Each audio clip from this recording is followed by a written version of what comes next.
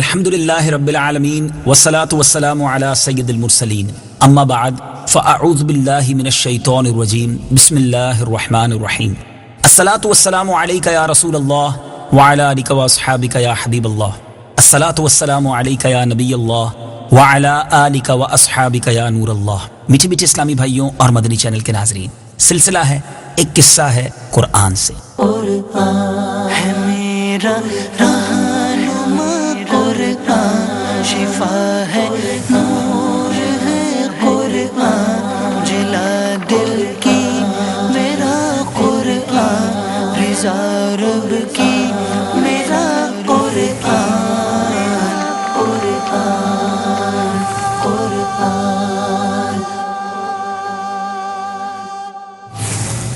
آج کون سا قصہ سننا ہے؟ قرآن پاک کے مبارک واقعات سنتے چلے جا رہے ہیں اور الحمدللہ بہت کچھ اس سے سیکھتے چلے جا رہے ہیں۔ دنیا میں بہت سارے شہر ہیں، بہت سارے مقامات ہیں، مگر ایک شہر ایسا ہے جو کروڑوں مسلمانوں کے دلوں کی دھڑکن ہے۔ اگر اسے مرکز اسلام کہا جائے، اگر اسے مسلمانوں کا مرکز کہا جائے، منبع کہا جائے تو درست ہوگا۔ جی ہاں، بات ہے مکہ مکرمہ کی، جہاں رب کا پیارا گھر کعبہ مشرفہ موجود ہے۔ کون سا ایسا دل ہے اور کون سی ایسی آنکھ ہے جو مکہ مکرمہ دیکھنے کو نہ تڑپتی ہو؟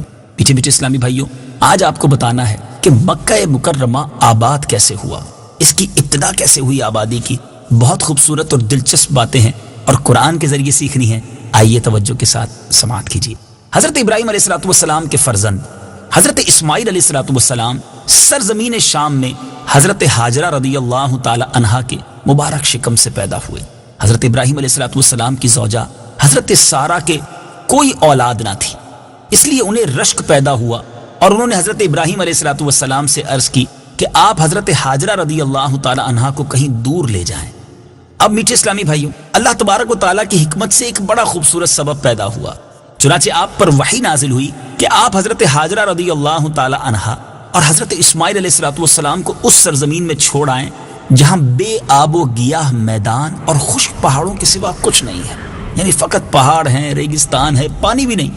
حضرت ابراہیم علیہ السلام نے اللہ کے اس حکم پر کس طرح لبیک کہا کہ آپ نے حضرت ہاجرہ رضی اللہ تعالی عنہا اور حضرت اسماعیل علیہ السلام کو ساتھ لے کر سفر فرمایا، اور اس جگہ جہاں آج کعبہ معظمہ ہے، یہاں اس وقت نہ کوئی آبادی تھی، نہ کوئی چشمہ، نہ دور دور تک پانی، اور نہ ہی آدمی کا نام و نشان تھا۔ ایک توشہ دان میں کچھ کھجوریں، ایک مشک میں کچھ پانی، حضرت ابراہیم علیہ السلام وہاں رکھ کر روانہ ہو گئے۔ جی ہاں، اپنے بچوں کی والدہ حضرت ہاجرہ رضی اللہ تعالی عنہا، چھوٹا بچہ حضرت اسماعیل علیہ السلام، اور پھر فقط چند کھجوریں ہیں، تھوڑا پانی ہے اور انہیں چھوڑ کر جا رہے ہیں۔ حضرت ہاجرہ رضی اللہ تعالی عنہ نے کئی آوازیں لگائیں، آپ نے اس کا جواب نہ دیا۔ وہ پوچھتی رہی کہ میں کیوں چھوڑ کے جا رہے ہیں، آپ نے جواب نہ دیا۔ حضرت ہاجرہ رضی اللہ تعالی عنہ نے آخر میں یہ کہا، اے اللہ عز و جل کے نبی، آپ ہمیں جو چھوڑ کر جا رہے ہیں بس اتنا بتا دیجئے کہ آپ اپنی مرضی سے ہمیں چھوڑ کر جا رہے ہیں یا اللہ تبارک و تعالیٰ کے حکم سے آپ نے ہمیں یہاں لا کر چھوڑا ہے۔ اب آپ علیہ السلام نے فرمایا، اے ہاجرہ، میں نے جو کچھ کیا ہے وہ اللہ تعالیٰ کے حکم سے کیا ہے۔ کمال شخصیت ہیں حضرت ہاجرہ رضی اللہ تعالی عنہا۔ اب جب یہ سن لیا تو کیا کہتی ہیں، اب آپ جائیے، مجھے یقین کامل اور پورا اطمینان ہے کہ اللہ تبارک و تعالیٰ مجھ کو اور میرے بچے کو ضائع نہیں فرمائے گا۔ کیسی قربانی تھی! حضرت ابراہیم علیہ السلام نے اس حکم خداوندی کو پورا کیا اور ایک لمبی دعا مانگی اللہ کی بارگاہ میں ان کی حفاظت کے لیے، مکہ مکرمہ کے لیے، اور پھر وہاں سے ملک کے شام تشریف لے گئے۔ چند دنوں میں کھجوریں اور پانی ختم ہو گیا۔ حضرت ہاجرہ رضی اللہ تعالیٰ عنہ پر بھوک اور پیاس کا غلبہ ہوا اور ان کے سینے میں دودھ خشک ہو گیا اور بچہ بھوک و پیاس سے تڑپنے لگا۔ حضرت ہاجرہ رضی اللہ تعالی عنہا نے پانی کی تلاش و جستجو میں 7 چکر صفا اور مروہ دونوں کی سعی کی، یعنی ان دونوں کے درمیان آپ دوڑتی رہیں، مگر پانی کا سراغ جو ہے وہ دور دور تک نہ ملا۔ حضرت اسماعیل علیہ السلام پیاس کی شدت سے ایڑیاں پٹک پٹک کر رو رہے تھے۔ حضرت جبرائیل علیہ السلام نے آپ کی ایڑیوں کے پاس زمین پر اپنا پیر مار کر ایک چشمہ جاری کر دیا، اور اس پانی میں دودھ کی خاصیت تھی۔ یہ غذا اور پانی دونوں کا کام کرتا تھا۔ جی ہاں، یہی زمزم کا پانی تھا جو اس وقت وہاں سے جاری ہوا۔ شاید آپ کو نہ معلوم ہو کہ زمزم اس کے معنی ہے رک رک۔ حضرت ہاجرہ رضی اللہ تعالی عنہ نے جب اس پانی کو جاری ہوتا ہوا دیکھا تو اس وقت فرمایا تھا، یا ماں زمزم، اے پانی رک جا۔ اور اس وقت سے اس کا نام ہی زمزم پڑ گیا۔ میٹھے اسلامی بھائیوں، زمزم شریف کا پانی پی کر حضرت حاجرہ رضی اللہ تعالیٰ عنہ اور حضرت اسماعیل علیہ السلام زندہ رہے۔ جی ہاں، یہ پانی آج بھی اگر آپ پئیں تو یہ خوراک کا کام کرتا ہے، اور دونوں ماں بیٹے اسی پانی کے سبب چلتے رہے، زندہ رہے۔ اب یہاں تک کہ حضرت اسماعیل علیہ السلام جوان ہو گئے اور شکار کرنے لگے، تو اب شکار کا گوشت اور زمزم خوراک بن گیا، اور یہ ان کی زندگی آگے بڑھنے لگی۔ میٹھے میٹھے اسلامی بھائیوں، کچھ عرصہ مزید گزرا تو قبیلہ جرہم کے کچھ لوگ اپنی بکریوں کو چراتے ہوئے اس میدان میں آئے، پانی کا چشمہ دیکھا، حضرت حاجرہ رضی اللہ تعالیٰ عنہ سے اجازت لی اور یہاں آباد ہو گئے۔ اب اسی قبیلے کی ایک لڑکی سے حضرت اسماعیل علیہ السلام کا نکاح ہو گیا۔ اب رفتہ رفتہ یہاں ایک آبادی ہو گئی، گاؤں بسنے لگا، لوگ بڑھنے لگے۔ اب حضرت ابراہیم علیہ السلام کو حکم دیا گیا کہ خانہ کعبہ کی تعمیر کریں۔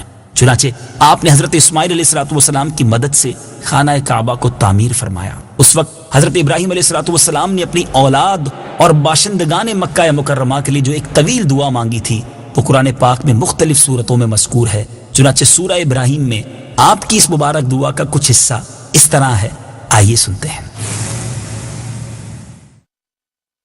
ربنا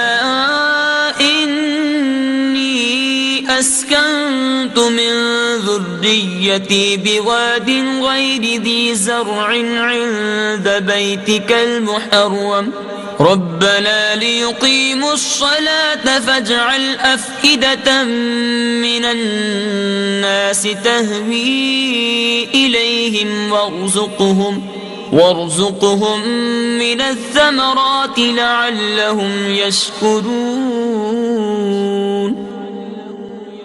ترجمہ: اے میرے رب، میں نے اپنی کچھ اولاد کو تیرے عزت والے گھر کے پاس ایک ایسی وادی میں ٹھہرایا ہے جس میں کھیتی نہیں ہوتی، اے میرے رب، تاکہ وہ نماز قائم رکھیں تو تو لوگوں کے دل ان کی طرف مائل کر دے اور انہیں پھلوں سے رزق عطا فرما تاکہ وہ شکر گزار ہو جائیں۔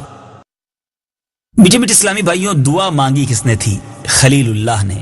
سبحان اللہ، یہ دعا قبول کیوں نہ ہوتی؟ اس دعا میں حضرت ابراہیم علیہ السلام نے اللہ کریم کے دربار سے دو چیزیں طلب کی، ایک یہ کہ کچھ لوگوں کے دل اولاد ابراہیم کی طرف مائل ہوں، اور دوسرے یہ کہ ان لوگوں کو پھلوں کی روزی کھانے کو ملے۔ سبحان اللہ، کس طرح یہ دعائیں قبول ہوئیں کہ آج ساری دنیا کے لوگوں کے دل، ساری دنیا کے مسلمانوں کے دل مکہ مکرمہ کی طرف کیسے مائل ہوئے ہیں کہ کروڑا کروڑ انسان مکہ پاک کی زیارت کے لیے تڑپ رہے ہیں۔ ہر دور میں طرح طرح کی تکلیفیں اٹھا کر مسلمان خشکی اور سمندری راستوں سے، ہوائی راستوں سے مکہ مکرمہ تشریف لے جاتے رہے اور قیامت تک جاتے رہیں گے۔ اور اہل مکہ کی روزی اور پھلوں میں برکت کا یہ عالم ہے کہ عجیب بات یہ ہے کہ مکہ پاک اور اس کے قرب و جوار میں کوئی کھیتی نہیں ہے، ایسے باغات نہیں کہ جہاں پھل ہوتے ہوں، مگر رب کی شان دیکھیں، وہ کون سا پھل ہے جو مکے کے بازاروں میں نہیں ملتا۔ ایسے ایسے پھل اور میوے دیکھنے اور کھانے کو ملتے ہیں کہ دنیا بھر سے آئے ہوئے زائرین حیرت میں پڑ جاتے ہیں۔ بلکہ مکہ مکرمہ میں تو گرمیاں ہوں تو سردیوں کے پھل بھی مل جاتے ہیں، اور سردیاں ہوں تو گرمیوں کے پھل کھانے کو بھی مل جاتے ہیں۔ دعائے ابراہیمی کا کیسا اثر ہے کہ آج دنیا کا کون سا پھل اور کون سا میوہ ہے جو مکہ مکرمہ میں موجود نہیں۔ میٹھے اسلامی بھائیوں، حضرت ابراہیم علیہ السلام نے اس کے بعد ایک اور دعا بھی مانگی، اپنی اولاد کے علاوہ تمام مومنین کے لیے بھی وہ دعا مانگی۔ آئیے وہ دعا بھی سنتے ہیں۔ رب اجعلنی مقیم الصلاة ومن ذریتی ربنا وتقبل دعاء۔ ترجمہ: اے میرے رب، مجھے اور کچھ میری اولاد کو نماز قائم کرنے والا رکھ، اے ہمارے رب، اور میری دعا قبول فرما۔ ربنا اغفر لي ولوالدي وللمؤمنين يوم يقوم الحساب۔ ترجمہ: اے ہمارے رب، مجھے اور میرے ماں باپ کو اور سب مسلمانوں کو بخش دے جس دن حساب قائم ہوگا۔